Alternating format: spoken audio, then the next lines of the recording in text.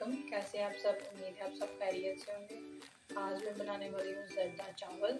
इसके लिए ज़र्दा चावल लिए हैं मैंने, इन्हें 20 मिनट के लिए भिगो कर रख लिया था।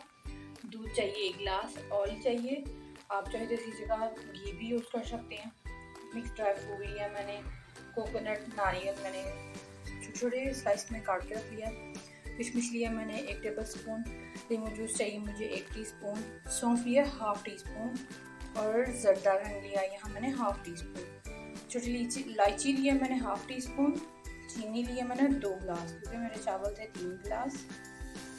शुरू करते हैं। हमने एक बड़ा सा पतीला लिया, उसमें पानी डाला है। पानी आपने चावलों से 2 गुना ज़्यादा डालना है।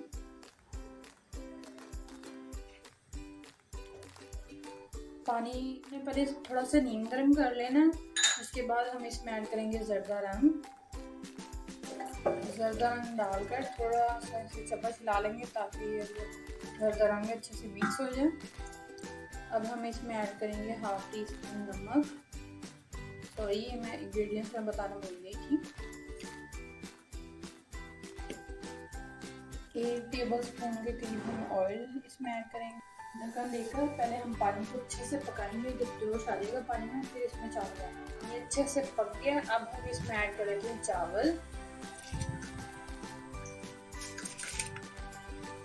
चावल मैंने इसमें डाल दिए हैं। अब हम इन्हें पका लेंगे, तकरीबन 80% हम इन्हें डन कर लेंगे। पानी मैंने इसलिए 2 गुना डाला ताकि ये चावल फूल जाएं, तो पानी कम ना पड़े। अब देख रहे हैं चावल हो गए हैं हमारे। अब हम इन्हें स्टीम कर लेते हैं। देखिए मैंने चावल स्टीम करके रखी हैं। अब हम इसका बनाते हैं सीरम। सीरम बनाने के लिए हम लेंगे ऑयल 1 कप। अब हम इसमें डाल लेते हैं चीनी, फिर इसमें ऐड कर लेते हैं दूध। अक्सर लोग सीरम बनाने के लिए पानी भी ऐड कर लेते हैं, पर मैंने पानी की जगह दूध दिया क्योंकि हम दूध ही डालते हैं। अब इसे ये जब तक गाढ़ा नहीं हो जाता सीरम में, तब तक इसे पकाना है। ये देखें जैसे पक रही है ना, अब इसकी झाग बनती जाएगी। जैसे ये मुकम्मल पक जाएगी सीरम, तो फिर इसकी ये झाग बिल्कुल ख़त्म हो जाएगी। साथ साथ इसका सीरम रेडी हो रहा है, साथ हमें इसमें ड्राई फ्रूट रेडी कर रहे हैं। मैंने डाला है कोकोनट, फिर इसमें डालेंगे किशमिश। अब हम इसमें डालेंगे सौंफ। अब हम इसमें डालेंगे ड्राई फ्रूट, फिर इसमें शामिल कर लेंगे छोटी इलायची। सीरम हमारा रेडी हो गया। अब हम इसमें डाल देते हैं चावल। अब हम इसमें शामिल कर लेते हैं नींबू जूस। फिर इसे थोड़ा सा मिक्स करके तकरीबन हम दम पर लगा देंगे 5 से 6 मिनट के लिए।